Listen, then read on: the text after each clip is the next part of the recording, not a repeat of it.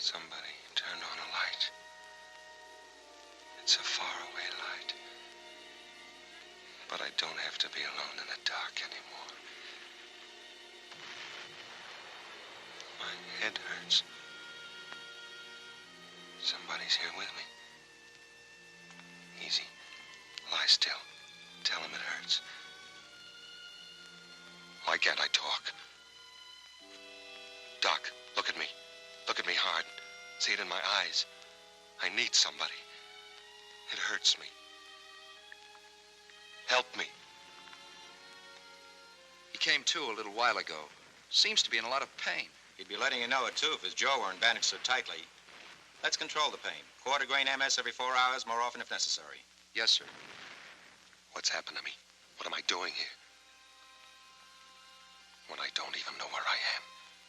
You gonna be all right, Doc? Taylor, every chance in the world. It was a pretty tough job, though. He must have been right on top of that grenade when it blew. He was. How's he gonna be, Doc? In time, as good as ever. That's good enough. Nothing but clean sheets from here on in, Taylor. You're gonna be okay now. Taylor? Who's Taylor? So he's okay now, so what? What about me? What about me? I don't know my name. You. Talk to me. Act like I was alive, not just somebody with eyes and no name. Think of a name. Taylor. Think of another name. There must be other names. Taylor. No. Taylor. No. Taylor. Taylor. Taylor. Taylor.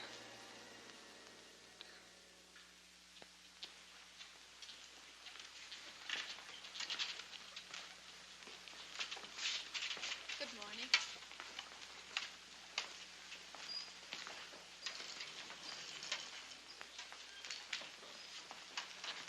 Good morning. It is one, too. One of Honolulu's finest summer mornings. Why not take a look at it? Come on, try. See that tree? There's one just like it outside my window back home. I'll bet there's one you remember, too. The doctor said that you're to sit up for a while today. Your jaw is knitting beautifully. The wires will come out in a day or two. When you get tired, rap on the nightstand. It won't be long before you'll be able to call for me. I'll bet that'll be a relief. I'll call, all right. I'll yell. I want to know why they call me George Taylor. Who's George Taylor and who am I? For all I know, that's the first tree I ever saw. Still, that's what it is. That's what I call it. They call me Taylor. So for all I know, I am Taylor. I gotta take time. Work on it. Time to think. Hard. Now I'm tired. Where's the nurse? The nightstand. Rap on it. What's that? A wallet. Must be my wallet. Yeah.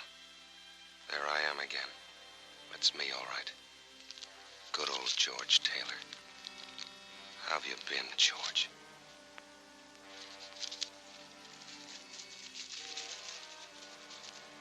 These are my last words to you. That's why I write them, so that I can always be sure that these were my last. That I despise you now, in the memory of you. That I'm ashamed for having loved you. That I shall pray as long as I live for someone or something to hurt and destroy you. Make you want to die. As you have me. Who writes letters like this? Who do they write them to? Men they despise, whose memories they despise. The memory I haven't got. Won't be long and I'll have to talk. Think fast. Now they only know my name. If I tell them I don't remember, they'll backtrack. They'll dig up that memory and throw it in my face. I've forgotten that man. Somebody's praying for him to be hurt and want to die. I won't let them know I can't remember. I won't let them dig him up.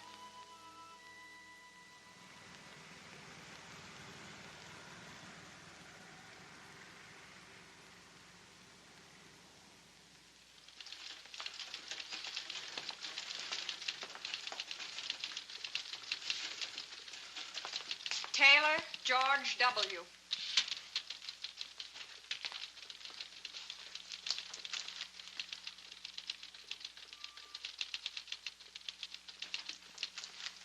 Taylor. Sit down. You're now in the process of being separated from the armed forces of the United States. We feel that you have a right to know the answers to a lot of questions you may have about yourself and how you'll fit into civilian life. Those questions need not necessarily be restricted to the GI Bill of Rights, employment, insurance, and such. Oh, by the way, before I forget, your sea bag, it's been located. Any change in your civilian address? My civilian address. I could ask one of the boys to drop it off. Maybe I'd better pick it up myself. Well, why wait around? It might be this afternoon, it might be a couple of days. I imagine you'll be wanting to get back to Los Angeles. We could have it delivered to the,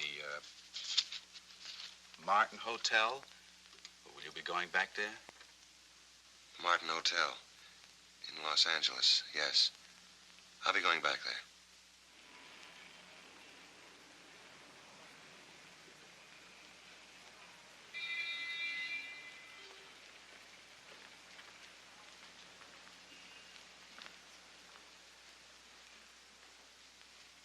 Can you give me some information?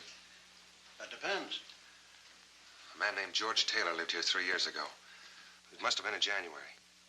Did he give an address he had before he came here? Or did he leave a forwarding address? We're not supposed to. It's kind of important. Yeah?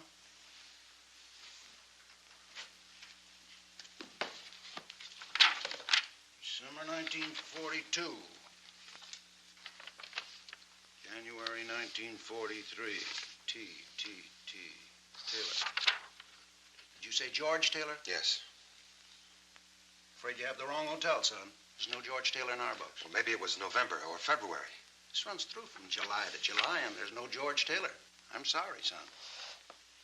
What's the matter? You feeling all right? Yeah. I guess I just made a mistake. I thought, I see you got the Purple Heart, and I thought that maybe... No, it's okay. I don't suppose you've got a vacancy, have you? Oh, we're all filled. Always one or two. Thank you. Our bellboys are all out of the Army, but they still ain't convinced they won't get jobs as bank presidents. It's 618 straight ahead as you get off the elevator. Thank you. And I'm sorry about not finding your friend.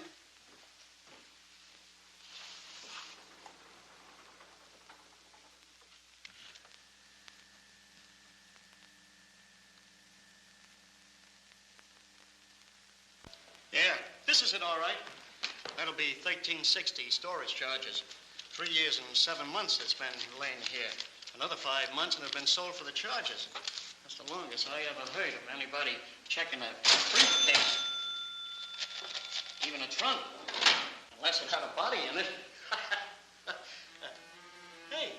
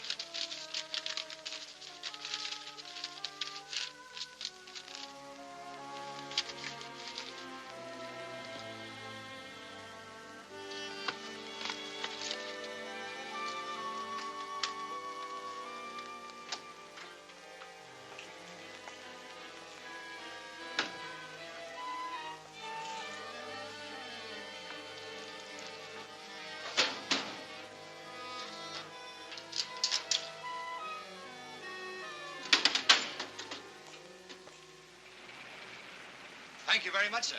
Come again. And I'll be sure and send that uniform.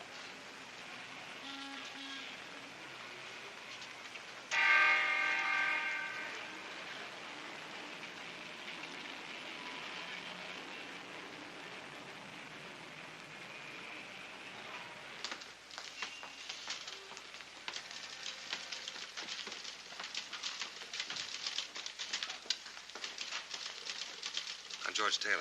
I just got out of the Marines. I've got an account here. Here's my identification. I'd like some money. Of course. I'll check the account and have it for you in a moment. Larry Cravat. My friend who opened the account for me. Could you give me his present mailing address? Cravat? Larry Cravat, surely.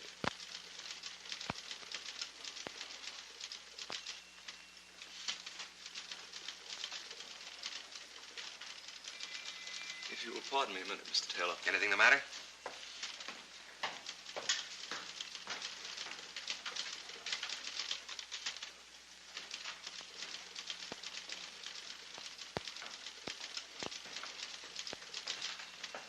What's going on? Isn't the account all right? It's perfectly all right, Mr. Taylor. Well, if you need any more identification, I have my discharge If you paper. just wait a minute. Wait? For what? If you don't mind, there's some questions we'd like to ask you. Questions? I don't get it. It'll just take a minute, Mr. Taylor. It'll have to be some other time.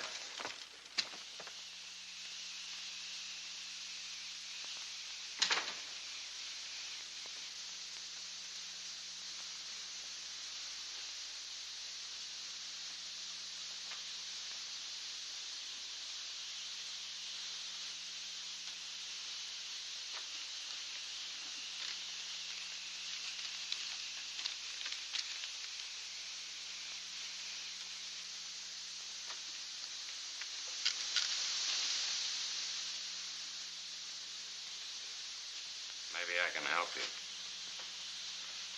I was looking for Cravat. Larry Cravat. What made you think he was hiding in the desk? Well, I got a letter from Cravat on your stationery. Lots of people use our paper. Nobody here by such a name. Well, the letter was written 3 years ago. Maybe you worked here then. I was working here then. I don't know no Larry Cravat. Well, maybe he used to come in a lot. Maybe somebody else here knows him. Nobody else is here but me. Well, he might come in again. When you tell him to get in touch with me, it's very important. George Taylor at the Martin Hotel. George Taylor, the Martin Hotel. Thanks. Hey, maybe you ought to try around the corner. What's around the corner? Cafe called the Cellar because it's in a cellar. Lots of guys get loaded there and then come over here to sweat it out. Maybe you ought to ask there about your pal. What time's it open? How do I know when it gets dark? Thanks, I'll try it.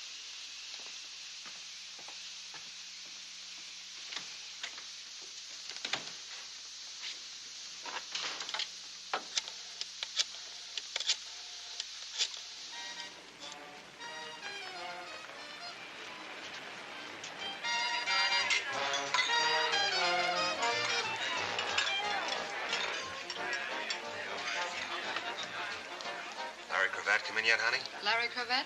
I'm sorry, I wouldn't know. Thanks anyway. Good evening, sir. Mr. Cravat's table. Mr. Cravat to the Surique. See. I'm very sorry Mr. Cravat had no reservation this evening. Well, you might have forgot. I'll wait for him at the bar. Thank you.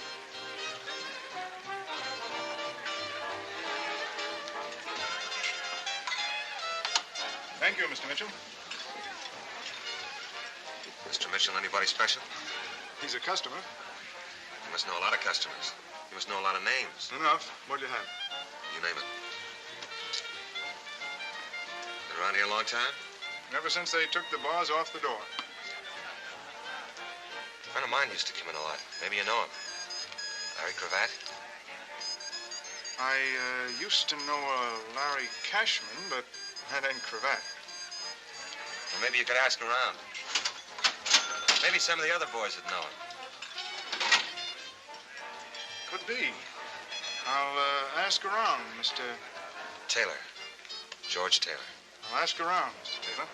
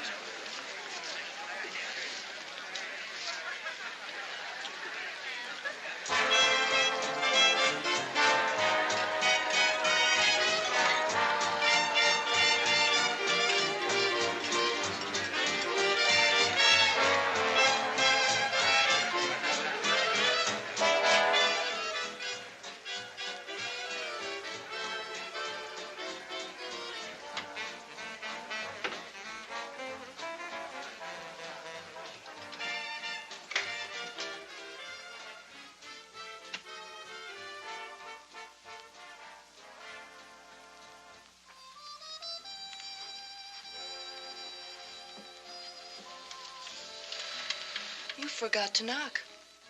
I can explain if you'll let me. Out. Not right now. Get out of here. I'm sorry.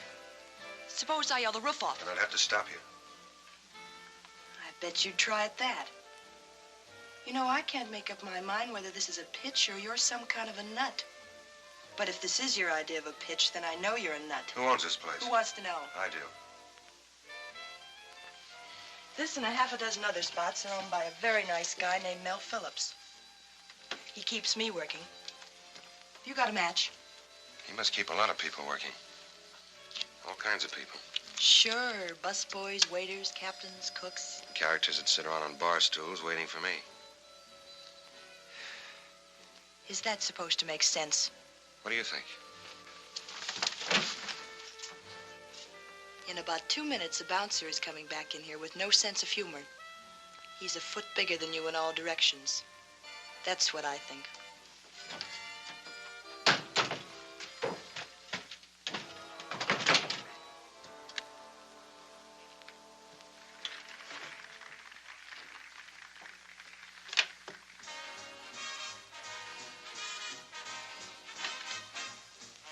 Christy, darling, by the time you get this, I'll be Mrs. Larry Cravat.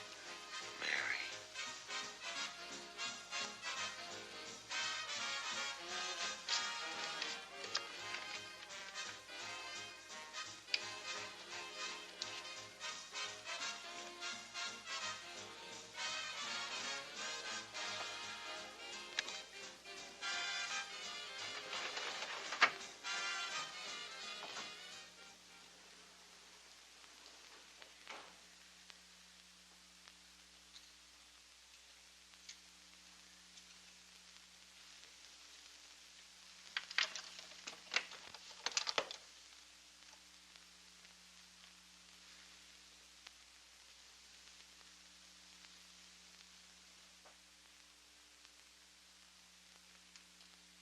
Thank you.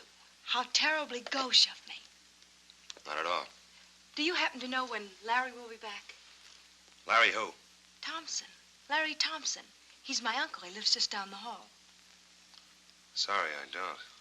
I couldn't be more fâché. After all, a lady shouldn't have to wait at all for a gentleman, even her uncle. Much less in a public hallway with no place to sit down. To wait for Larry. There's a place to sit down in my room. How nice of you to suggest it.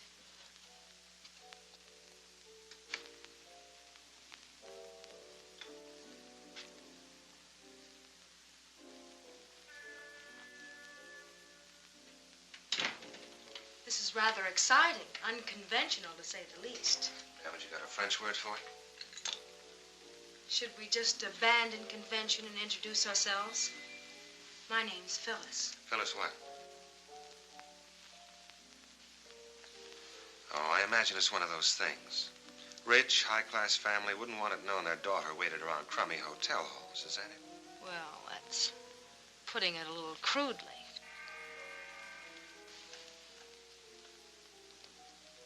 Not too rich and high class. A compact that costs $3 tops, a torn hem on your skirt, a match folder that says you eat at a cheap cafeteria, and you weren't waiting for anybody but me. Unless you can see through a door. You should have thought of that when I closed it. So, what goes? You know, there's been a terrible shortage of men. Yeah, so we heard in the Pacific. This war must have been murder on you poor women. We used to cry our eyes out about it. So when I heard there was a man in 618... You thought he might know where Larry was. Yeah. Only there isn't any Larry. It's just a name that you made up to stop me talking. About what? Oh, just this and that, calico shows. Maybe I just thought you ought to know about me and that I ought to know about you.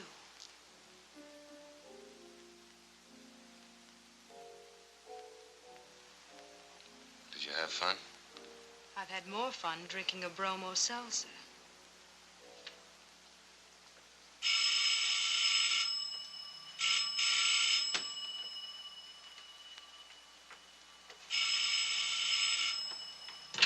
Hello? This is the barkeep at the cellar. I got that information you wanted about that certain party.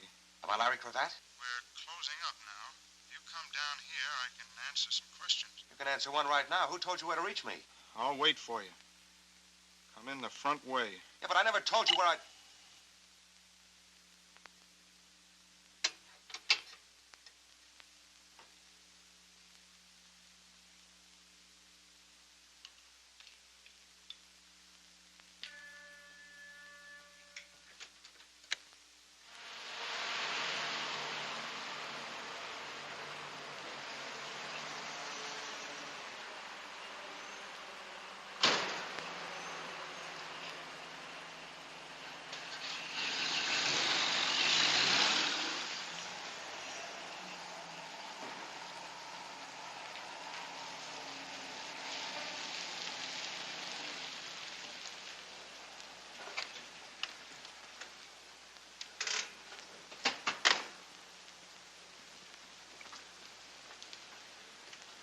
Taylor. Somebody wants to see you.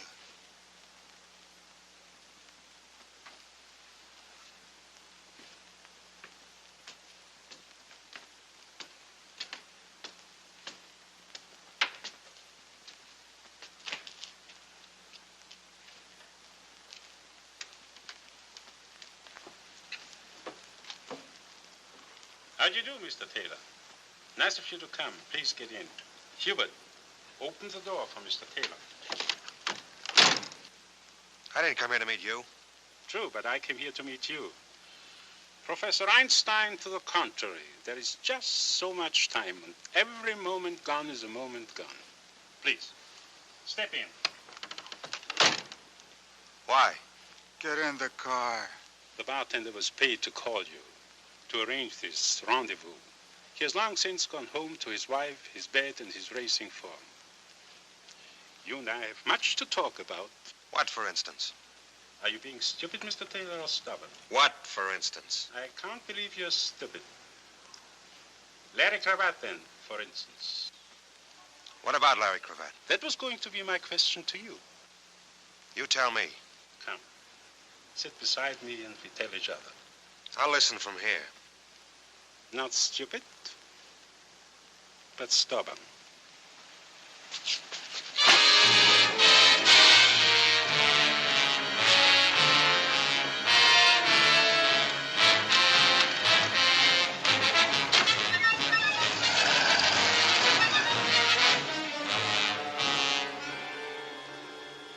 Mr. Taylor, are you ready to tell me the whereabouts of Larry Cravat?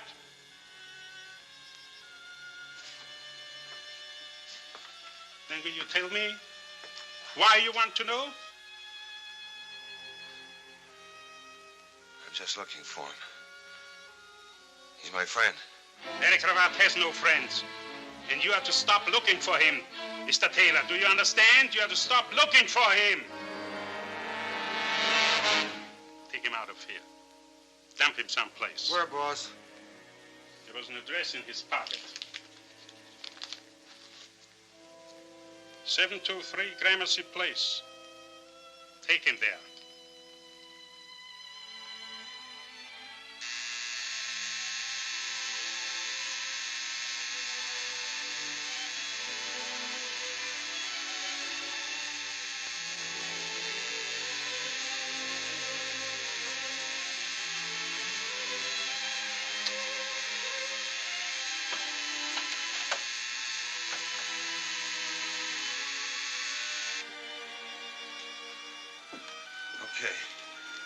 Okay, I quit.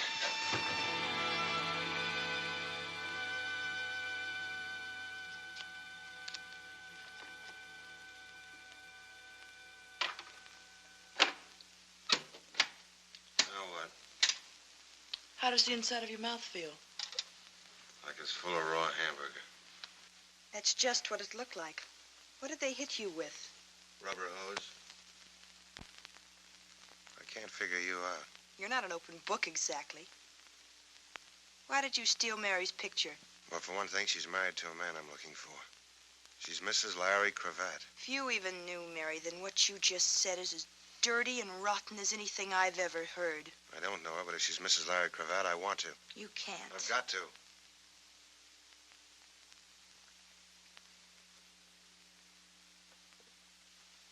Mary was my closest friend. She was my partner. I went home one Christmas and she wrote to me.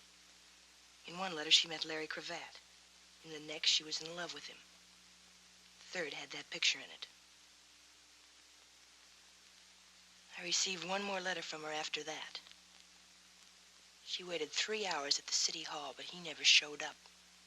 When I came back, she was dead. An accident. She didn't look where she was going when she crossed the street. She couldn't see. She had her heart in her eyes.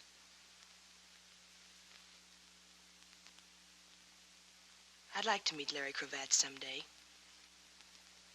Quite a character. I'd like to meet him, too. So would the boys in the back room. They didn't believe I didn't know where he was. Why do you want to meet him? I think I'll go now. How far do you think you'll get? The nearest foxhole, maybe. I'll be watching my hotel. All sorts of people. What's your name? Taylor. George Taylor. It's all over town. I may run for dog catcher. Look, I've got to talk to somebody. I'll go crazy if I don't talk to somebody. I'm somebody. I think you are. What do you know about amnesia? Not much. Something that happens to you. You forget who you are or where you belong. Isn't that it? Every now and then you read about it in the newspaper. A guy named John Doe was picked up in a fog. Never happens to anybody you know. It happened to me. Yeah, for all I know, I might have been born 6 months ago. It's a joke because 6 months ago I woke up in a hospital. It's where babies are born, in a hospital. Only this was different. It was in the South Pacific, and it wasn't a maternity ward. My jaw was wired. I couldn't talk. I couldn't ask who I was. I nearly went nuts. Then I found my wallet. There was a letter in it. No name, no signature, just a letter. It told me about myself. It told me good. And then I lived with that letter. It went around in my head like a crazy squirrel on a hopped-up treadmill. I was scared and I was sick. Sick to my heart at what the letter said I was like and scared of anybody finding it out. Scared I'd find it out myself. I didn't want to know anymore. So I kept my mouth shut. I got away with it. Got my discharge. And I thought maybe I could start with a brand new score pad. But you can't just throw away. How many years of living? I don't even know. Do you know what it's like, Christy, to be alone in the world? Really alone in the whole world. 1 billion people, and every one of them a stranger. Or what's worse, not a stranger. Somebody maybe who knows you, hates you, wants you to die. Then last night I found another letter. This one was from Larry Cravat. Said he was my pal. Imagine I had a pal. So I started looking for him. That was this morning. Since then I've been chased by hoodlums, beaten up. That's quite a pal you're looking for. I can't be choosy. He's the only one I've got. It's like that joke about the crooked gambling house. He's the only one in town. So why don't I go find another town? You mean run away and hide? Why not? Sure. Why not? So I'll be alone for a while. It won't be for long. I'll make up a story for myself. I got away with it before. I can do it again. I'll go where people will believe me, where they'll leave me alone, where I won't have to answer questions and ask them. As long as you believe yourself and leave yourself alone and not ask yourself questions. I'm tired of being pushed around. The war's over for me. I don't have to live afraid anymore. Except when you're by yourself and alone. I've got to find that guy. Even if he's the healer of the world, I've got to find him because he knows about me. What am I going to do, Christy? You'll keep swinging. Something's got to break. Who's that? Take it easy. Maybe this is the break. I forgot to tell you, I phoned Mel Phillips while you were out and asked him to come over. Why? Because I want him to beat you up some more.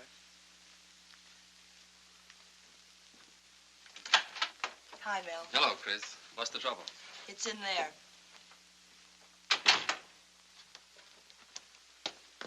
George Taylor, Mel Phillips. This is the character I phoned you about. The one that keeps falling through doors with me on the other side. Hello, Taylor. Hello. Some hot coffee, Mel? Thanks, Chris. No sugar. I know. I understand your trouble started at one of my places, the cellar. Do you want to tell me what happened? It's all right. You may have heard I don't like that sort of thing. I've kept the hoodlums out of my clubs, and they're going to stay out. I'd appreciate you telling me what happened. It's all right. Forget it. I called Mel before you told me about things. Thank you, Chris. If you make up your mind to stay around, I'm sure he can help you. All right, Taylor, will you help me? There's a reason I was so late getting here, Chris. The police called just after you did. One of my bartenders was found in the vacant lot. They figure he was dumped out of a car. Which bartender? John. Was he the one I talked to? I asked him if he knew a man I was looking for. After that, he set me up for the two characters that chased me into Christie's room. And who was the man you were looking for? His name is Larry Cravat. It's beginning to bore me. Larry Cravat. It's funny, I think I know it, but I can't place it. What does he do? I don't know. Whatever he does, he seems to keep pretty busy. Why are you looking for him? I just want to find him. Private reasons? They're good enough.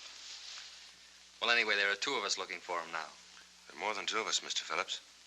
The police, for instance? Maybe. Any reason why we can't go ask them? They might want to know who's asking and why. Which takes us back to the private reasons. Look, Taylor, if I go to the police, and I probably will, don't worry about my bringing you into it. I appreciate that. I could put you in touch with a friend of mine. He's a police lieutenant. His name is Kendall. He's an all right guy. He'd keep it off the record. Thanks just the same. Do what you can, though, will you, Mel? You know I will, Chris. That's my boy. You'll have me believing that. Look out. So long, Taylor. So long, Mr. Phillips. Thanks. Not at all. Good luck. Good night, Chris.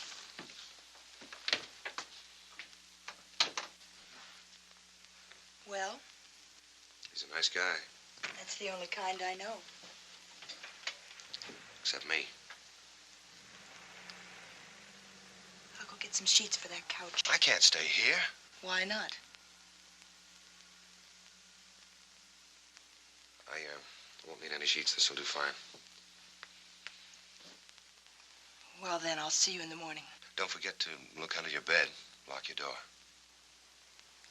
I'll do that.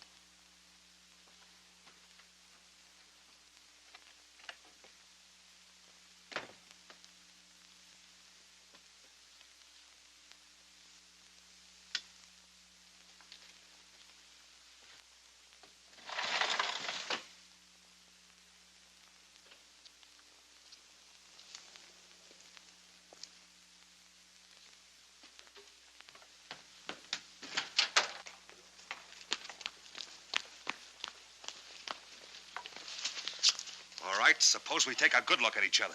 Let go of me. Who told you to watch me? Who sent you here? Who? Sent me here? I've lived 3 blocks away for 17 years. Just because I stopped under a tree to light a cigar. What are you, crazy? Funny it had to be that tree. And it's pretty late to be taking a walk. What's so funny about that tree? Suppose I work nights, and when I come home, what business is it of yours anyway? Why don't we call a cop and let him ask the questions? Sure, let go of me or I'll call a cop.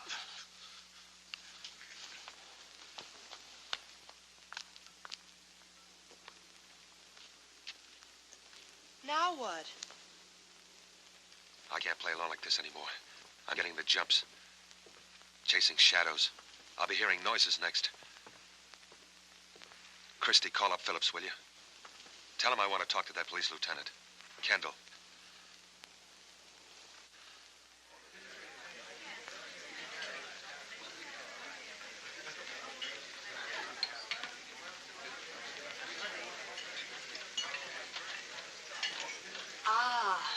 In case you don't know it, George, this is why you fought the war. The 4 freedoms and fried shrimps for Christie. That was a battle cry at Iwo Jima. Thank you. Here he comes. Hello, Mel. Hiya, Don. I'm sorry I'm late. Looked for a while like I wouldn't get away at all. Come on, sit down, sit down. Yeah, we're a little short-handed over at the office. Big post-war boom in homicide. We went ahead and ordered. What did you have? Oh, I never eat lunch. No, it keeps me sleepy all afternoon. You've seen Christie around the cellar? Yeah, sure. How are you? And this is the friend I called you about, Tom Carter. Tom, meet Lieutenant Kendall.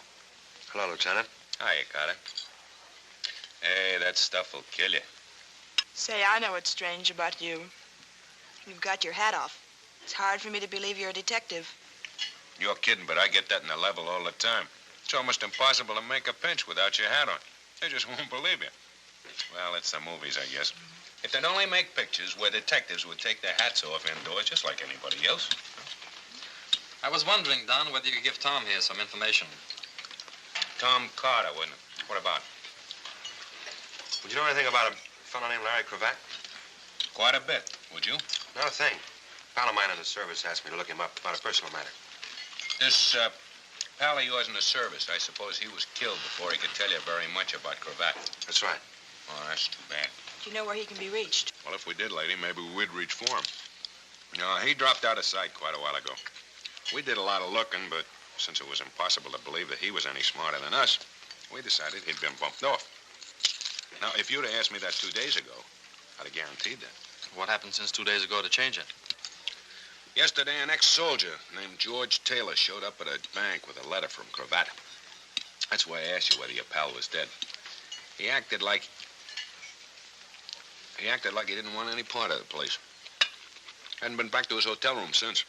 It's interesting, you know. You said if you knew where Cravat was, you might reach for him. Is it all right to tell us why? Oh, sure, it's no secret. When Cravat faded out, $2 million faded with him. It was all over town at the time. Didn't you know about it, Mel? I never knew anybody that could even count that high. That pal of yours, the one who got killed. He didn't have a couple of $1 million stashed away someplace, did he? Sure, lots of us did. We save it out of our 60 a month. I'm not impressed. I make that much in tips on Monday night. But may I ask one tiny question? Who was Larry Cravat? Well, to begin with, he was a private eye. He came out... Pardon me. It sounded like you said I. A private eye is a private detective. Oh. Yeah. He came out here maybe 5 years ago from the East. He got a license, painted his name on the window, and put his feet on the desk. Then for about 2 years, he investigated husbands that played golf when it rained and wives that didn't come back from the public library till midnight. But he paid his rent on time. And then somebody dropped 2 million clams right in his lap. Coffee? Please. Don? Oh, I never touch it. It keeps me awake. You better have some. You're going to be pretty sleepy this afternoon. That was some drop, $2 million. How's a thing like that happen? Well, it's a long story. Don't ask for details, but here's most of it. It started over in Germany when one of the Nazi hotshots saw the handwriting on the wall. He sent the $2 million over here. And then before he could come over after it, he got knocked off by one of the fellow members of the lodge. And here was this big chunk of dough floating around loose in this country like a paradise at a fireman's ball. It moved east to west.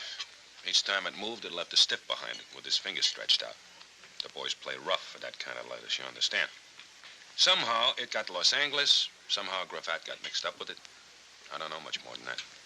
Except that when Cravat blew, so did the jackpot. Sounds like one of those to-be-continued next issue stories. Yeah. Well, I got to get back. I shouldn't have come, but I did it instead of my lunch hour. You shouldn't go without eating like that. It's not good for you. Lieutenant? Yeah, something else? How does this other fellow tie in this, what's his Taylor. name? George Taylor. I don't know yet. Maybe not at all. Maybe he has as little to do with it as any of us. Well, I should think you'd have picked him up. He must have a description. Oh, those eyewitness descriptions. Right now, he could be anything from a jockey to a Siamese twin. Later on, you narrow him down. No, he'll probably come in by himself sometime. If not, we'll go out and pick him up. These fortunes, they kill me. This ain't bad. Well, I'll see you some more, huh? Bye. Bye. Bye, Don.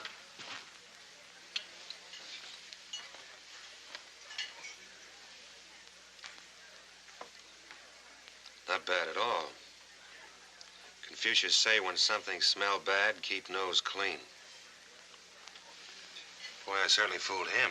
I told you he was a smart cop. He was a hungry cop, I'll say that much. You know, anybody that dug up Cravat would be digging up a couple of million with him. It's a good reason for trying. That's even a good private reason. It's not mine, if that's what you mean. I've got no interest in the money. Well, I'm a businessman, and frankly, I'm interested right now. Maybe we can work something out. Where you wind up with Cravat, and I wind up with what I can get. Help yourself.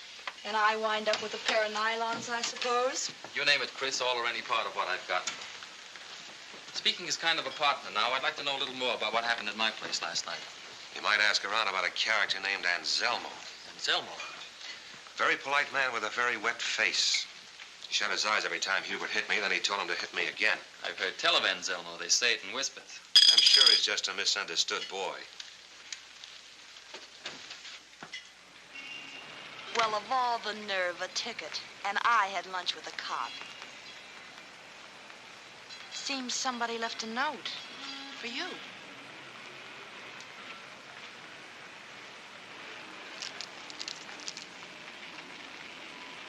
LC, 4211 and a half North Summit, San Pedro. Isn't that a little childish for a detective lieutenant? Leaving notes around like Easter eggs? What makes you so sure it was Kendall? Who else? Who else, Taylor? I've gotten beyond caring. LC is only one name in my book, and it means I've got someplace in particular to go this afternoon. Maybe I ought to go with you. Yes. No thanks. But I've got my own reasons now. They come after mine. Cravat and I gotta be alone when we meet. Is it all right if Phillips drops you at the hairdresser? Sure. Good. Things don't happen like this, you know. It's too easy, too pat. Practically an invitation. It might be smarter not to go alone. Probably would be. But you're going anyway. What would you want me to do? Will you call me? Will you promise to call me by 6 at the latest? I'll be at the cellar. Are you going to worry, Chris? This is my car you're driving with 4 new tires. They don't grow on trees, you know. Tough guy. Sure, I'll call you.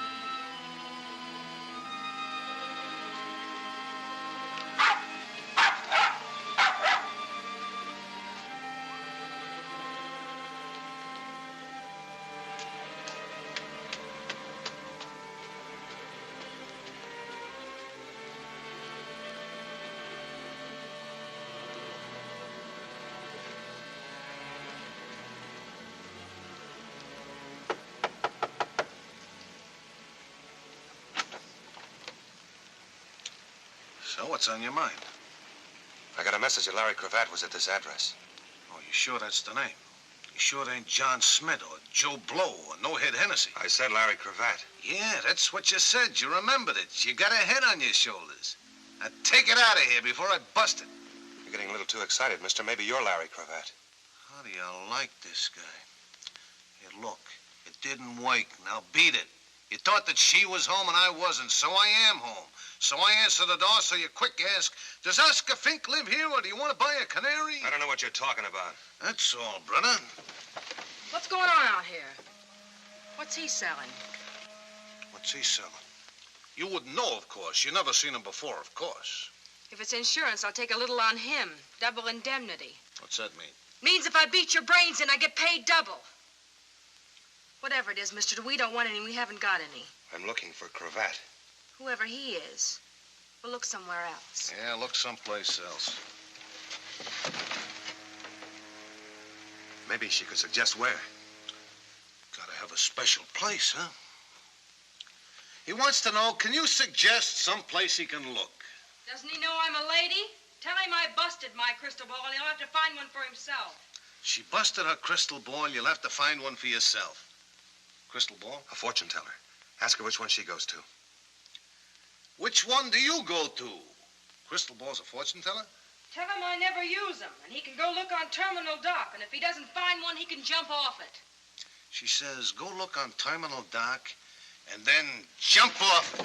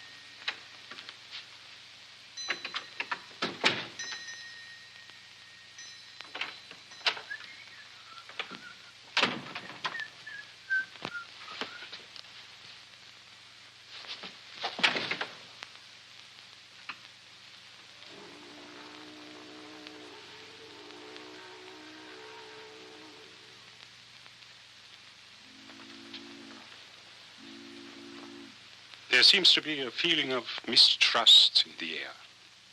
I wonder why. Have you come for revenge, Mr. Taylor? Do you perhaps have a revolver or some other lethal weapon with you? I turned all those in when I got this button, Anselmo. I'm as surprised as you are. If you are. I am, believe me. As for you, what would you do if I were to call Hubert? I'm not a hero, Anselmo. I'd run like a deer. Then you have my word. He will not molest you. A mere figure of speech, my word is worthless. What are you doing here? I was told to come. By whom? Phyllis. Phyllis? We were closely associated at one time. Professionally, of course. Dear, loyal, sentimental little Phyllis. Come sit here, Mr. Taylor. There is a vast difference in comfort between these chairs and those upon which our clients wait for a consultation. Besides, the lighting effect will set the proper mood of mystery and intrigue as we talk. What about the lighting effect in my eyes last night? What about the beating I took? I wish with all my heart that I could take it back. Another figure of speech. You haven't got a heart. True, but I've got a brain, and it was stupid of me. I apologize. Please, sit down. What do I get, my palm read or my horoscope? Let us use cards, Mr. Taylor. Let us place them face up on the table. In this case, an imitation crystal ball. I'll listen for a while. At the present time, young man, I'm nothing more than a small-time chiseler. I say this frankly and bitterly because I do not wish to be a small-time chiseler. It's a humiliating position. Still, it's better than being an honest man, which I would find intolerable. I was once a great thief and a magnificent scoundrel. I had my reverses, who has not? And I will omit the story of my descent to my present squalid condition. It would only bore you and incriminate me. I waited and worked day and night for a chance to come back. 3 years ago, I had that chance in my hands. Name a fantastic sum of money, Mr. Taylor. $2 million. You've put one of your cards alongside mine. Thank you. As my hands closed on it, the money disappeared like that. And with it, a Mr. Larry cravat. So understand my position. For 3 years I have lived in this stink, waiting for some hope, some word. Then yesterday it came. From a Turkish bath, from a nightclub. I approached you. You were reluctant. You wouldn't say why you were looking for him. You didn't know why he wrote to you, Why the $5,000 deposit? Not even where he was. Mr. Taylor, I had to make you understand that there was nothing I would not do to find Larry Cravat. I got the idea. I understood it the second time I passed out. But I can't help you, Anselmo. I don't know any other answers than the ones I gave. That I do not believe. Is this where we sent for Hubert and his rubber shillelagh? Mr. Taylor, I do not even have to know where Cravat is. I want you just to communicate with him for me. I can't. I wouldn't know how. That I do not believe either. Since your arrival, there has been considerable activity connected with him. You cannot be unconcerned with it. You cannot be without some contact, some connection. And supposing I could reach Cravat, what would the message be? Phyllis, darling. You look like a couple of witches. What cooks? How thoughtful of you, little one, to send dear Mr. Taylor to me. Stop talking like Bela Lugosi. How did you know where to find me? I didn't know I was going to find you. I got a note that said Larry Cravat was at 4211 and a half Summit. I don't get it. From whom was the note? I don't know. And don't try to beat it out of me. I don't know. Why would anybody want to tie me in with Larry Cravat? Anybody. I can think of somebody who would have every reason in the world. Mr. Cravat himself. Did you know him? We just met. I was going to know him a lot better. And Zelmo... The professional relationship which I mentioned earlier. We are still partners, Phyllis. Are we not? Don't start that now. Don't try to mix me up. Till you called me yesterday, Cravat was a name in an old phone book. You sent me after Taylor. All right, I went. After all, I'm smart, Anselmo. You think I'd bring him down to that dump if I were on my own? Do you think I'd send him to you? Sit down and listen. I was about to give Mr. Taylor a message for Larry Cravat. Then you do know. I said, listen!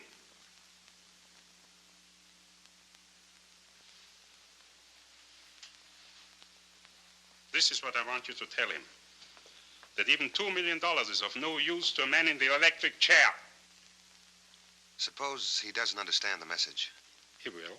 Suppose he says he doesn't. Suppose he wants to know where you fit in.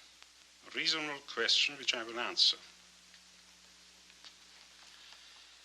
Mr. Cravat is wanted by the police for a murder which occurred on Terminal Dock.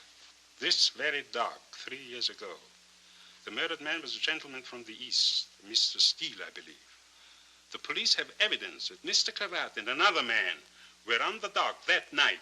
They do not know who the other man was. However, Mr. Cravat's immediate and prolonged absence has strengthened their belief that Mr. Cravat was the murderer and that the identity of the other man is relatively unimportant.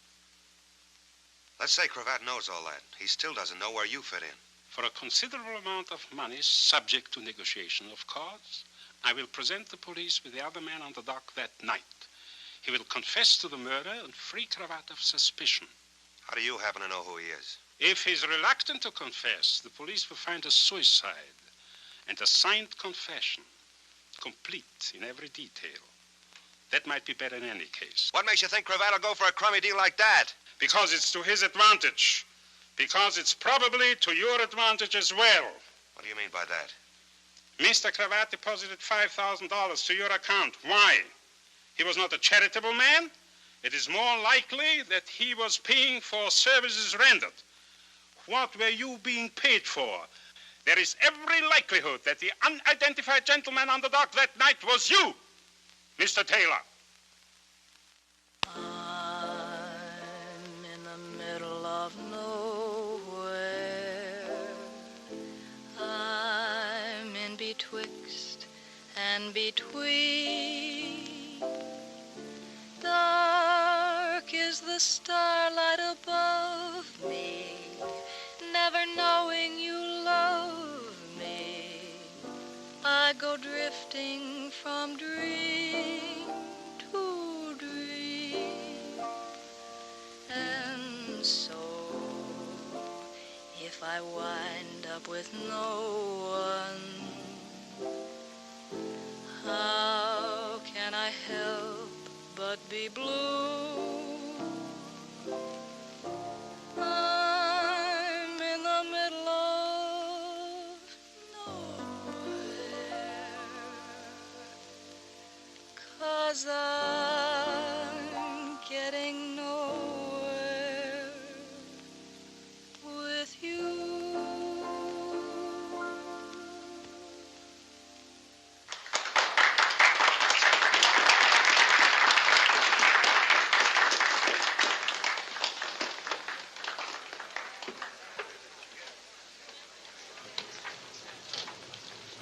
Sit down and play for the boss. Do you want to be sent, brought, or do you have something particular in mind? How about, where is my wandering boy tonight? Where indeed? Christy, who is George Taylor? Just a boy. A wandering boy. Kendall was in to see me about him this afternoon. So? He asked a lot of questions I couldn't answer. Kendall doesn't work out of the Missing Persons Bureau, you know. He's homicide. He steals fried shrimps. He wants the help, and so do I. You asked me to, remember? What kind of trouble is Taylor in? It won't make any difference to me. Maybe it will. Because maybe it's murder. He called me.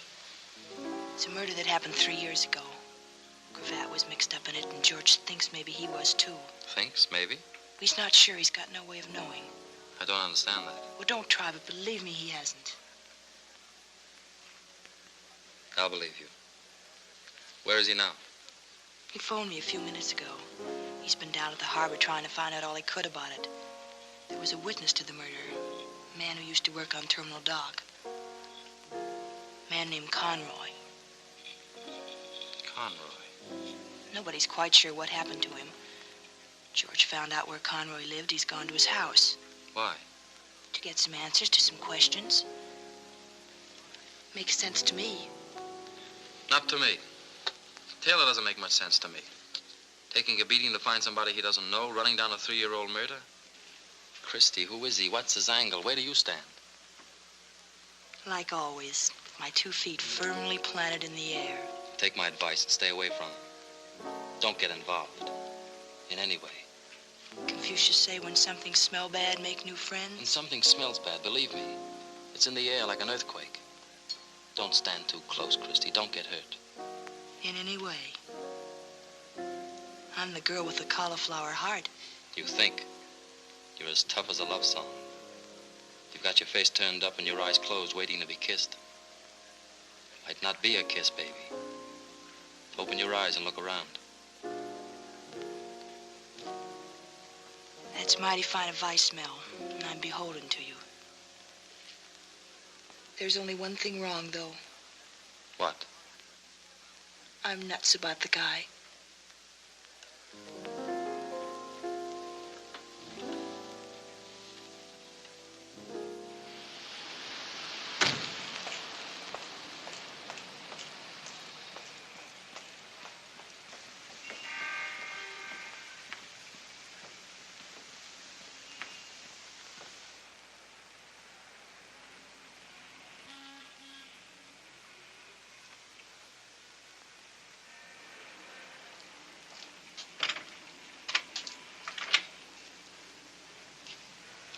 Good evening. I wonder if I could talk to Mr. Conroy. Come in.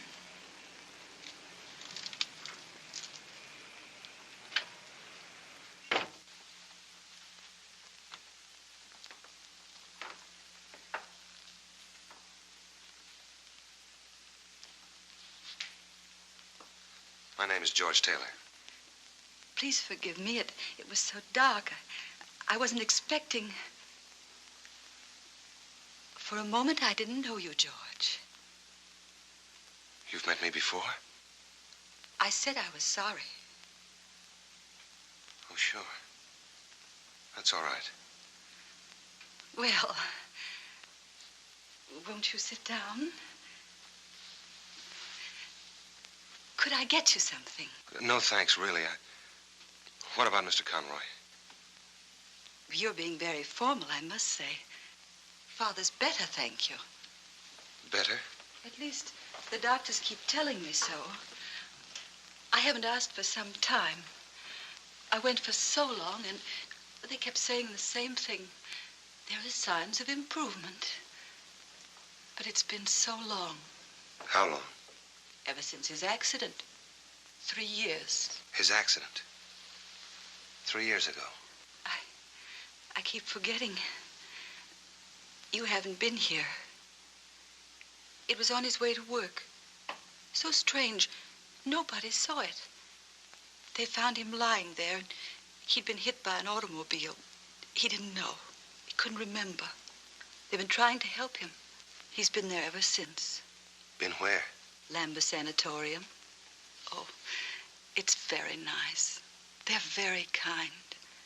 I've often wished that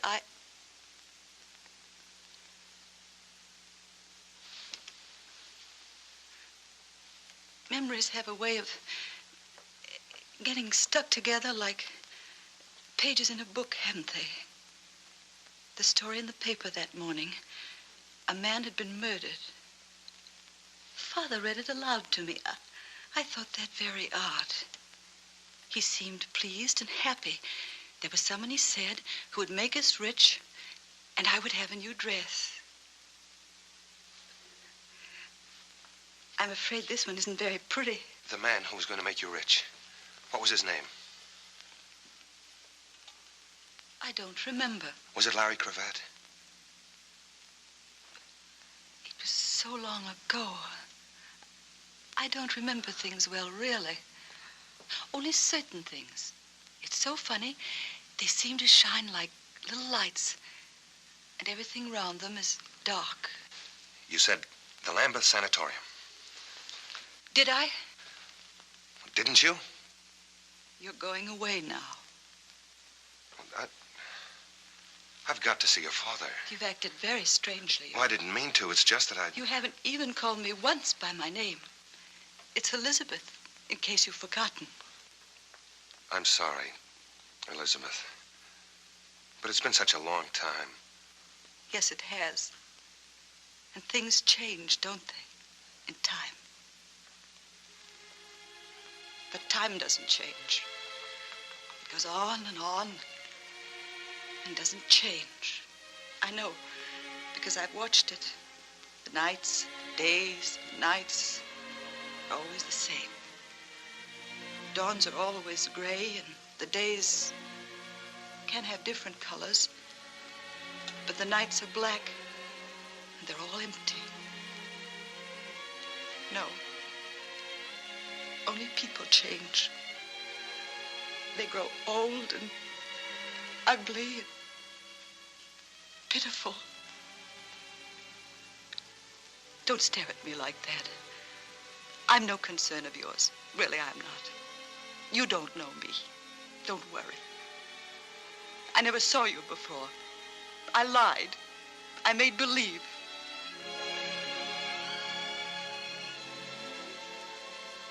Please, don't be angry with me. You see, I'd made believe so much for so long that I wasn't alone, that I had friends, that I wasn't afraid, that I wasn't dead, that I was alive.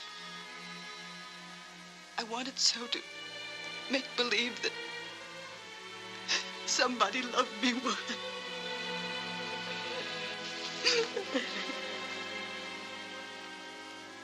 I know a little bit about being lonely.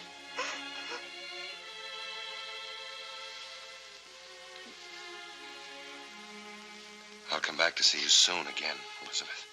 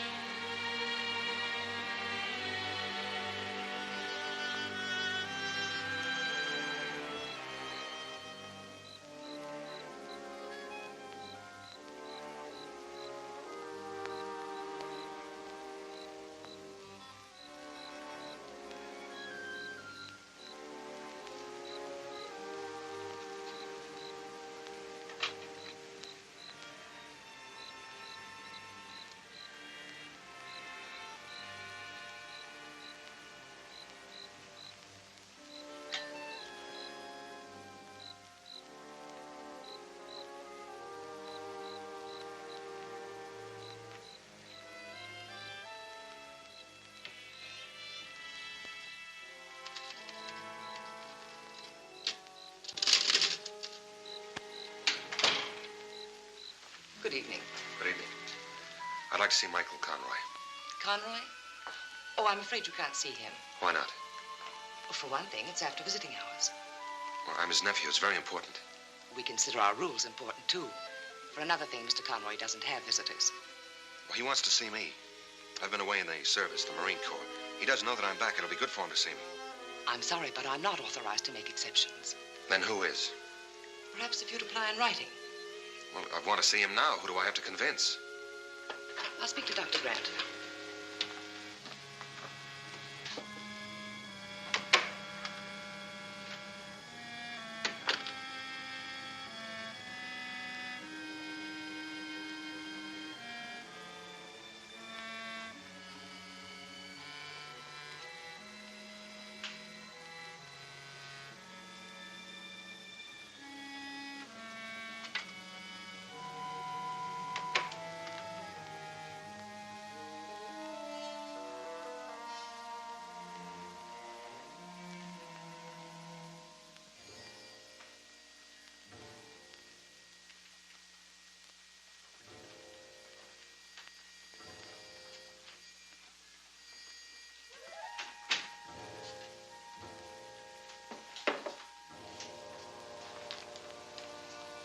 I wonder if you could help me. I'm looking for Michael Conroy's room. Michael Conroy. Dr. Grant's given me permission to visit him. Nobody ever visits him. Look, just tell me where his room is, will you? I'm a very good friend of his.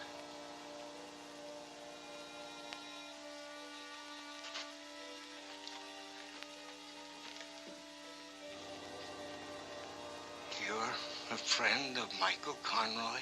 I'm more than that. It's 214. 214. How dare you wander about the corridors of this sanatorium by yourself? The door was open. I was just curious. That's not true, Doctor. The door was closed. Tom, see that this man leaves here at once. What about Conroy? Why can't I see him? Because his condition does not warrant. Why not? What is his condition? I'm his nephew and I have a right to know. You are not his nephew. And if you know Michael Conroy at all, you must also know that for the past 3 years he has been insane.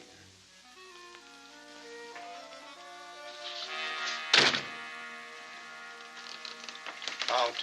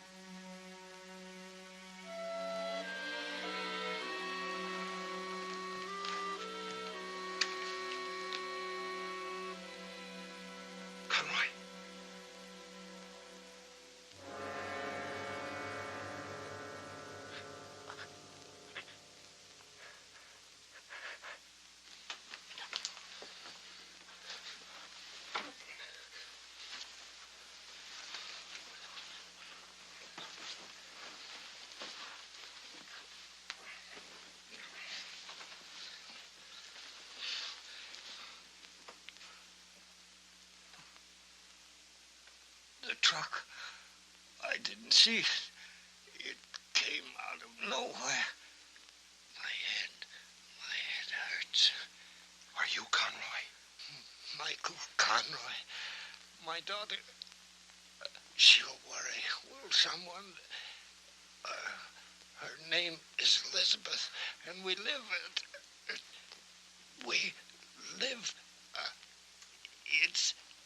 it's on my draft registration card. Your draft registration? Imagine an old duffer like me. Still, you can't tell. The war's very young yet. Sure. Sure, it's only 1942, isn't it? Back.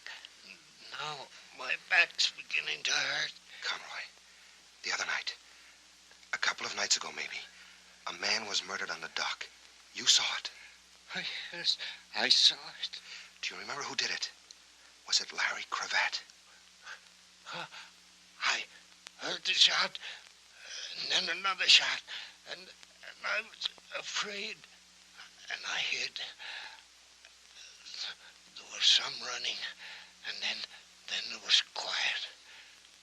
Just a man lying there, and he was dead.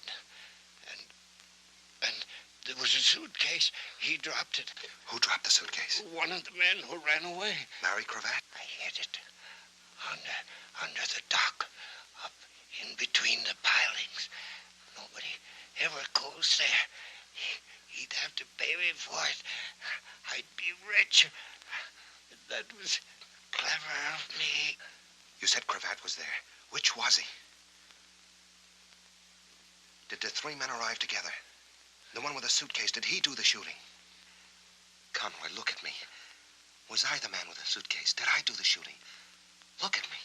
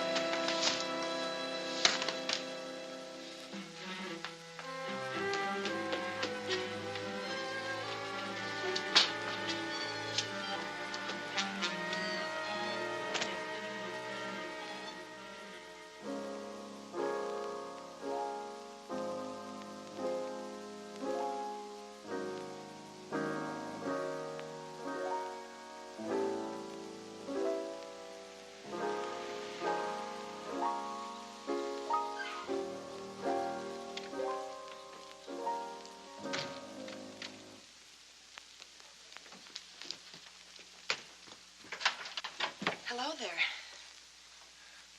Can I talk to you for a minute? Well, it is a little late, but come in.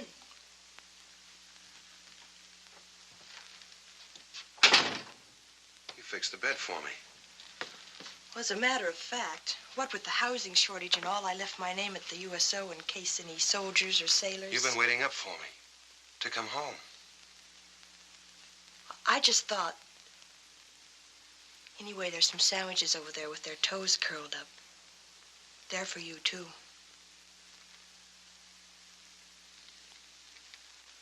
I guess I missed my dinner. Well, what are you waiting for? Nothing, I guess. I can't wait anymore. I don't understand that. It's no good, Chris. I've got to get out of here. Now, this minute? Now, this minute. I found Conroy. He'd been stabbed. He died in my arms. I had to fight my way out. Why? Why didn't you stay and tell the truth? With a dead man in my arms? What was the truth, wasn't it? Why run away? Because that's all I can think of to do. Because I live running away. But was Conroy able to talk? Did he say anything before? Yeah, everything I wanted to hear. All about a suitcase he hid under Terminal Dock. But what about Larry Cravat? Could have been a couple of other fellas. And it could have been you, Anselmo said. Why don't you say it, too? It's what you're thinking. Why don't you say it, too? I don't know what I'm thinking. I've got my eyes closed. I'm trying to open them and look around. You were running away the night you ran into my life. A man was killed because you asked him some questions. You were beaten up. You wanted to run away again. All you knew about yourself was in a mysterious letter you found. Then you lost your head and went after an innocent man in the street. Innocent? That's the one that killed Conroy.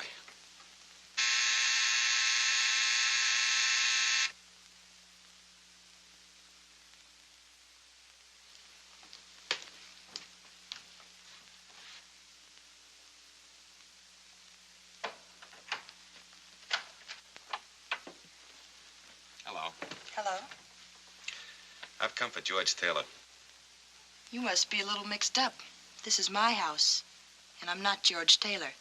You haven't even got the right sex. Nobody can say you haven't. Thanks. You know, it's a little late at night for playing games. I'm kind of dopey when I get waked up. I guess I'm getting old. I don't see how you do it. Still dressed, even your shoes, the light's still on. What do you say we don't try to mix each other up? Here's Taylor here.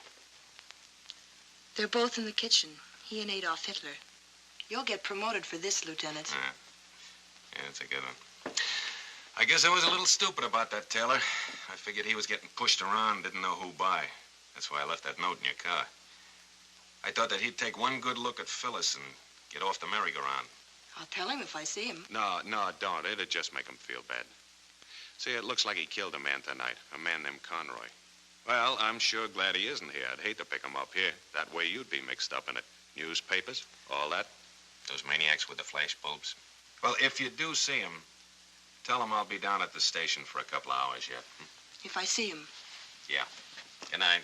Good night. Oh, one more thing. You know, you ought to keep your car in the garage. It isn't good to leave it out all night like that, with the motor so hot.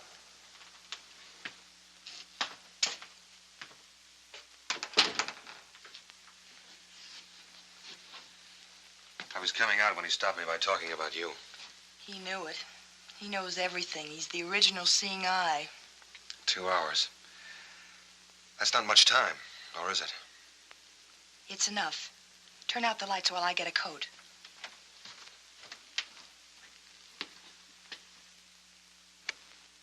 Where are we going? On a treasure hunt. After a suitcase under Terminal Dock. You're not.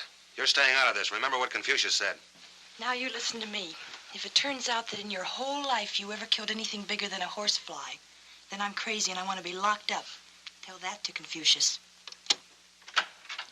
Chris.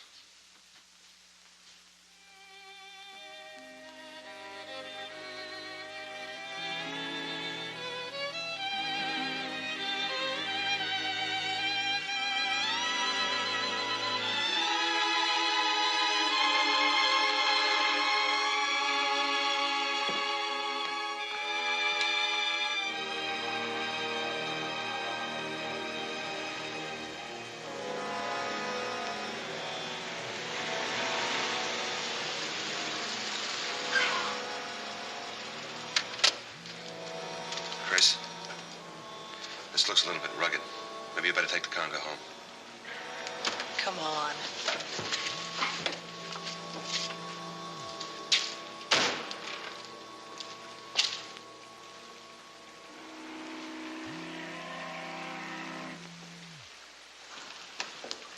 Must be a ladder along here somewhere. This is where the boats tie up.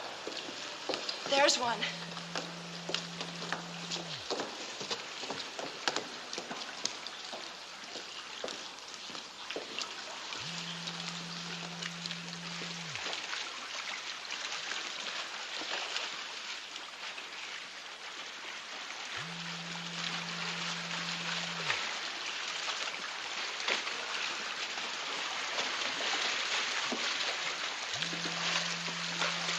If I were hiding a suitcase under here, I'd put it as high as I could and as far in as possible. What do you think? I think we should stay very close together.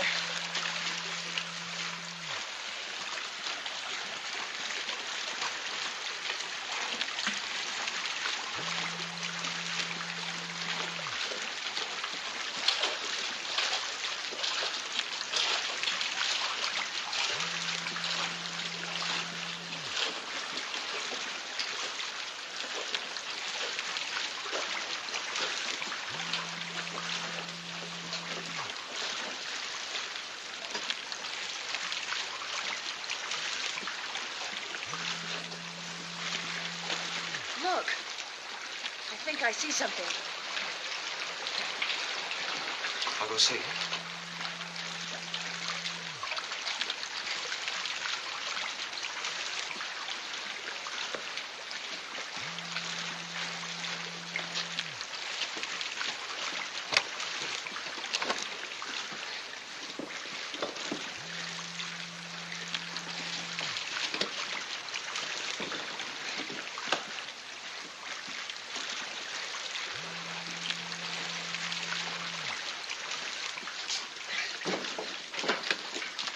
Looks as though someone had been at it. Rats, probably.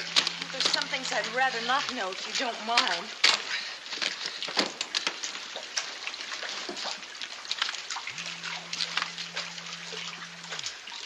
$1,000 bills. The 2 million. They've come a long way. Heil Hitler. Light a match.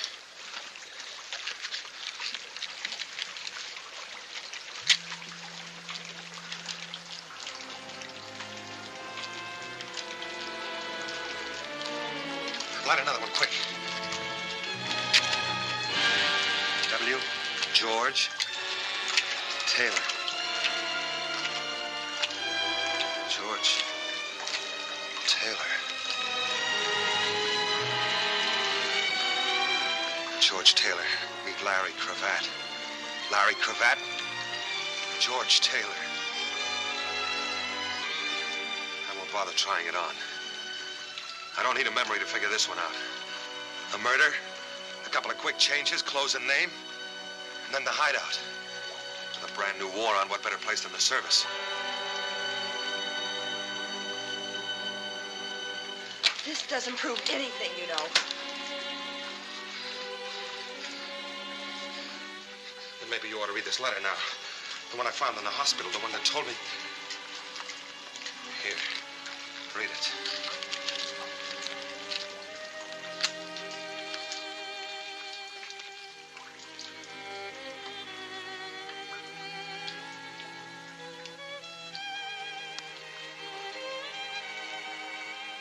Your friend Mary. The one that couldn't see because she had her heart in her eyes. Was that her handwriting? Don't lie to me, Chris. Yes, Mary wrote that. To me.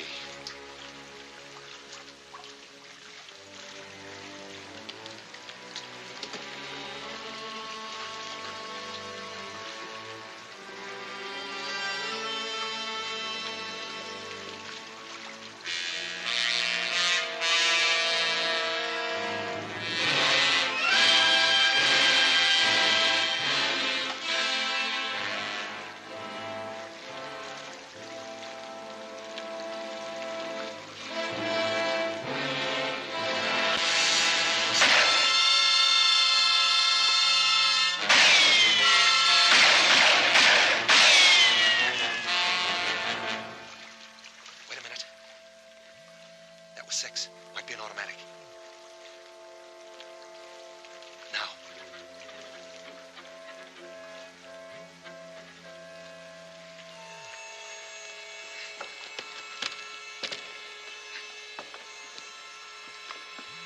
Don't hold on to me. That way we're one target.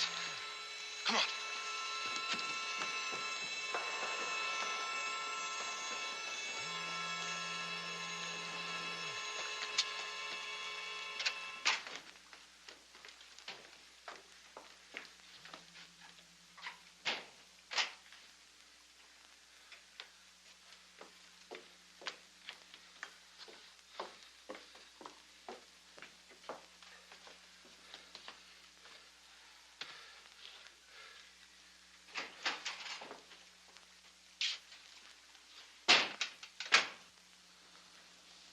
Something else I've got to get used to.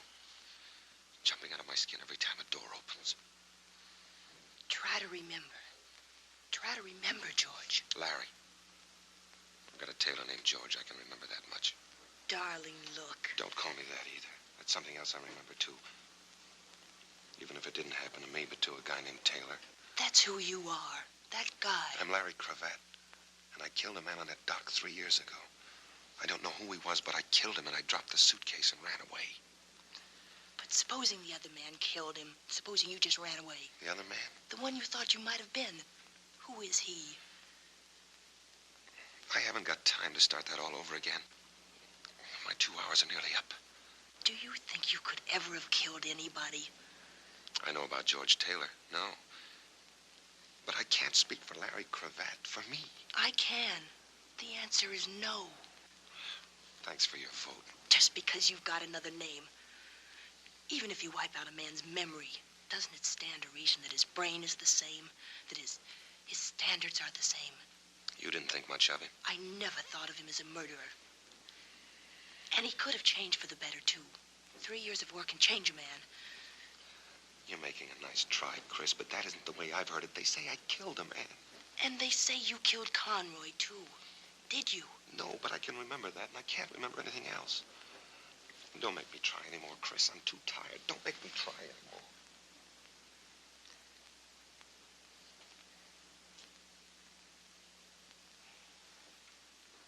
I'll get you a cup of coffee.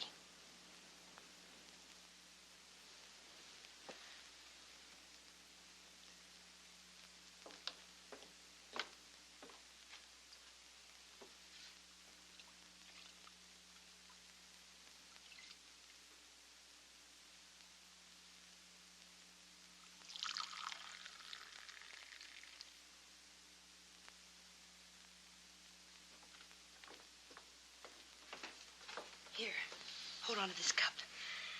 Let's see if we can't make some sense for once. Now, George, everything that happened to you happened because they thought you could lead them to Larry Cravat. Why? Because they figured Cravat had the money. Right. And when Anselmo told you Cravat was a murderer, he said that because he wanted to make a deal. For some of the money, he'd clear Cravat. Yeah. And he didn't even insist on seeing Cravat. So if I'm the only contact between them and $2 million, they certainly want to keep me alive. Yet twice tonight somebody tried to kill me. Why? Because you were getting close to something more important than $2 million. You were getting close to whoever murdered that man on the dock 3 years ago. Shh. Chris, honey. Honey, listen. Conroy was crazy for 3 years. They staked out a man to watch him, to wait for him to be well enough to talk. Then I got to him. They tried to kill me before I could. When that missed, they had to kill Conroy. They couldn't take the chance. They sacrificed the money to shut his mouth for good. The way it turned out, they brought the poor guy to his senses long enough. What are we going to do about it? We're going to go trade in Larry Cravat on a murderer. Come on.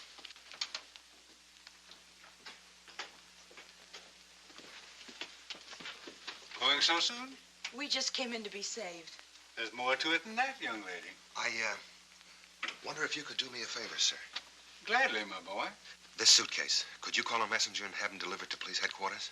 Police headquarters? It's important. You see, it's the personal property of Detective Lieutenant Donald Kendall.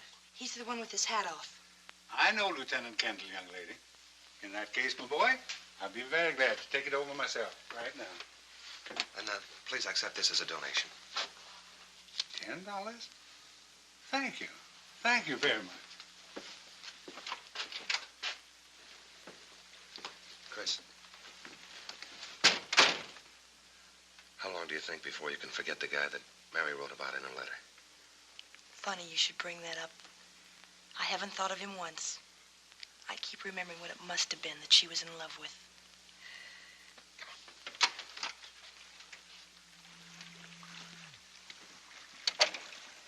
Where are we going? To a fortune teller. Why a fortune teller? To get our fortunes told.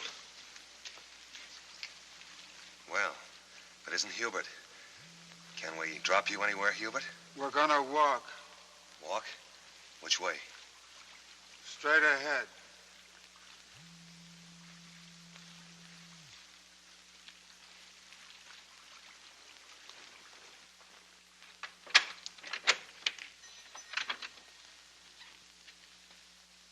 Come in.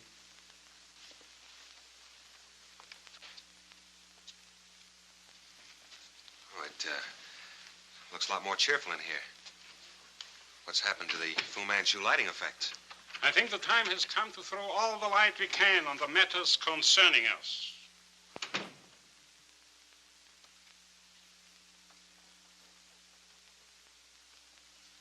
And who is the character with the hair?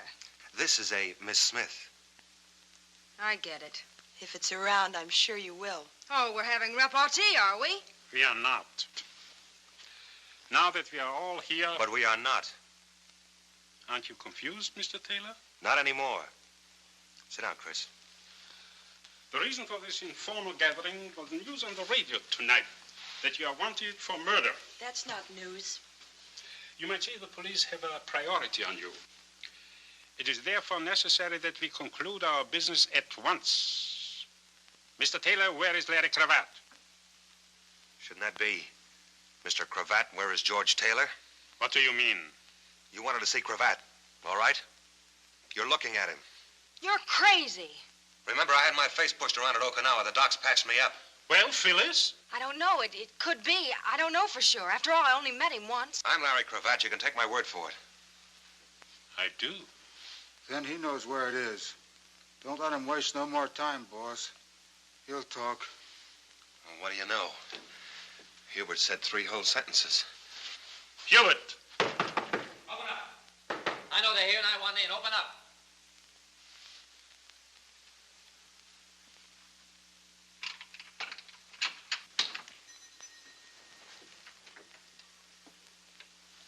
Hi, kids. I haven't had the pleasure. The name is Phillips, Mr. Anselmo. And your name is Phyllis. I've heard about you, too. She's a well-known society girl. I called your house when I got the news, Christy. I've been all over town since looking for you. It's a good thing I remembered your mentioning, Anselmo. Now that you are here, Mr. Phillips, why are you here? Because you wouldn't have a quorum without me. And because I'm an important stockholder in $2 million. Are you going to stand for that? Perhaps. At any rate, before any more partners arrive, I suggest you continue what you were saying, Mr. Cravat. Cravat? Bring him up to date, Chris. Secrets. I'll take the proposition you offered me, Anselmo, with one slight change. And that is? I don't want a fall guy. One of you, or one of your hired help, killed Steele on that dock 3 years ago. I want the one that did it. Do you maintain that you yourself were not the one? I know it. Well, in that case, I cannot tell you how sorry I am, Phyllis. Sorry, for what? I did my best during all this time. I saw to it that the finger of suspicion never touched you. What are you driving at? Everyone knows that you were with Cravat the night before the murder. But where were you on the night of the murder? With you. I was with you. With me? Phyllis, you shouldn't. You're among friends. Hubert was with me all that night. Was she here too, Hubert? No, boss. What is this, some kind of a gag? You're smart. You can tell a cheap frame. This is a laugh. Then laugh this off. That you were seen on the dock the next morning. That you were nervous and upset. That you threw something into the harbor, something that glinted in the sun. People will swear it was a gun, Phyllis. Well, here's one you could swear to. You and that big tub of lard. Baby don't get framed by your kind. Your kind come a dime a dozen. That accent don't score with me, and I'm not paying your bills. Look it up in one of your books, Anselmo. There's a dead bartender the cops want to know about. Hold it. Get over there. You too. I want the money too, but not that bad. My car's right in front of the door. Get in it.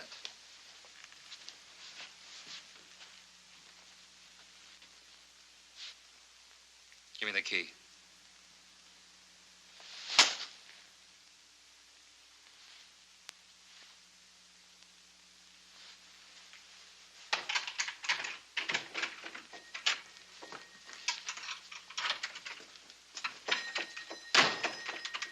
No, gentlemen, no. There's no time for that. I doubt whether there's even time enough to get out of town. Phyllis, darling. The jig is up.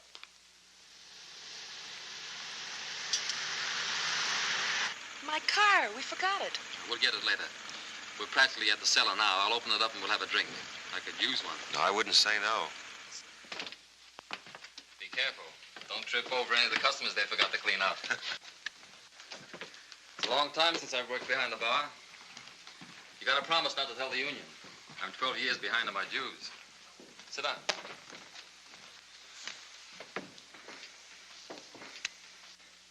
Stop me if I'm repeating myself, but you're a very nice guy, Mr. Phillips. Forget it. I guess I owe you quite a bit. You owe me nothing. Whatever I did for Christie. You've acted like an idiot from the beginning. And the prize was walking into that setup back there. He couldn't help it. I didn't want to. You see, I figured that all of them except one wanted nothing but the money. And that one wanted me dead even more. Because if and when I get my memory back, I'll know that he killed Steele that night. I figured he'd make some move. Some attempt to get me alone, even to get me out of there. He had to get you alone, didn't he? Away from the others so he wouldn't show his hand. So they wouldn't know that he... I'm sorry you're in this, Christie. She's not in it. Did you know all along that George was Larry Cravat? Not until tonight. I never met Cravat. Steele had come up from Arizona to bring me the $2 million. I'm in a good spot to slip big bills like that into circulation. Steele didn't know me. We were to meet on the dock. Cravat heard about it somehow. He met Steele, convinced him he was me, and got the money. Steele was alone when I got there. I thought he double-crossed me, and I killed him. Then I saw Cravat. I shot once and missed. I never saw him again. Conroy saw it. And you tried to have him killed with a truck. Same thing you tried with me tonight. It wasn't very effective. It missed you completely. And he wound up with his mind affected. He doesn't worry me now, though. No, the little man with the glasses took care of that, didn't he? The one you staked outside Christie's house to watch me. Did you send him after us tonight under the dock? I didn't know you were under the dock. His orders were to get you wherever and whenever. I've thought about you a lot, Cravat. For 3 years, about you and the money you stole from me. You're going to be a poor man now, Cravat. A dead man's a poor man. I got you into this. Stop it. Little Miss Snow, the right people. I couldn't leave you alone. Had to call in that good, kind character. I never did anything to you, Christie. You're doing all right now. Why didn't you stay out of it? I told you to. I warned you. The answer still goes. I know you're nuts about the guy. But it's too late now. She's got no part of this, and you know it. It's too late. But maybe it isn't. I'm sorry. You don't know why we were under the dock. Do you want me to tell it? Or Christie, maybe you'd rather believe her. Is it that important? I thought it was. Finding out whether the $2 million I hid there 3 years ago was still there. Was it? Every brand new $1,000 bill. I thought you got away with it. And you thought a lot of it must be gone. Not a cent, Phillips. It's all there. $2 million. Nobody in the world will know you've got it except Christie. That's the deal. Christie for $2 million. No sale. Well, what can she do to a smart operator like you? Go to the police? It's her word against yours. I'll be gone. They think I did it anyway. Conroy, too. All she can do is repeat herself, and pretty soon nobody's listening. It's no use, and I won't have it. $2 million, Phillips. $2 million. Where is it? I'll take you near it. Then Christie goes free, and I'll take you to it. This can't be a phony. I'm in no position to work one. I couldn't have planted it. I didn't know this was going to happen. Where do we have to go? Back near the dock. Okay.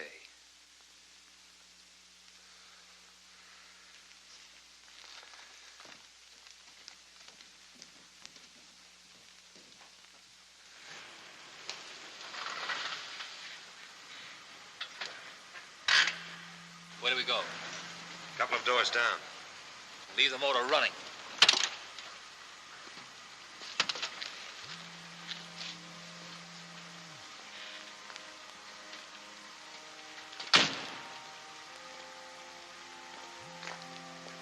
Okay.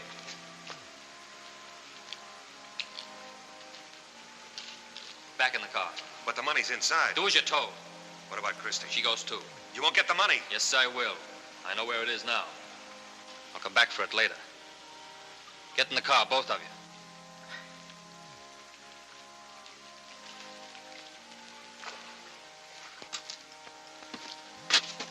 Don't anybody move.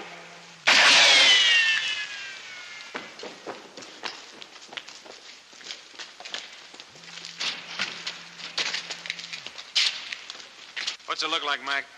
He's still with us. Hey, keep these people back in there. Come on, get back, folks. Better get an ambulance. Right.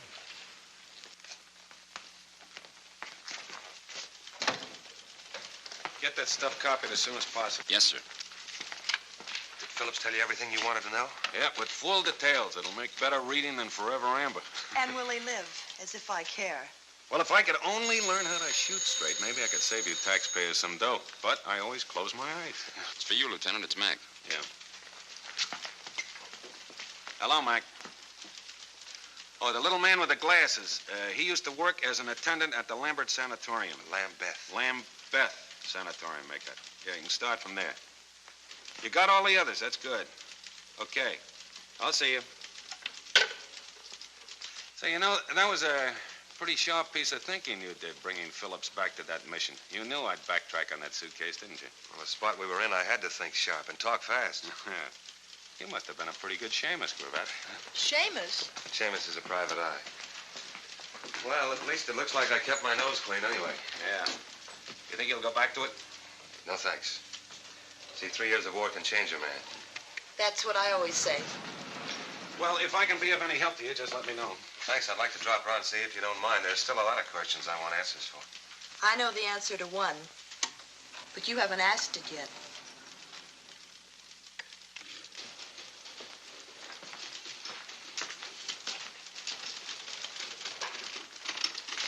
You know, Moskowitz, have you ever wondered why a detective keeps his hat on all the time? Can't say that I ever thought about it, Lieutenant. I found out why tonight. You see, if you have to shoot a man, you don't want to be holding a hat in your hand. Seems that the movies are right.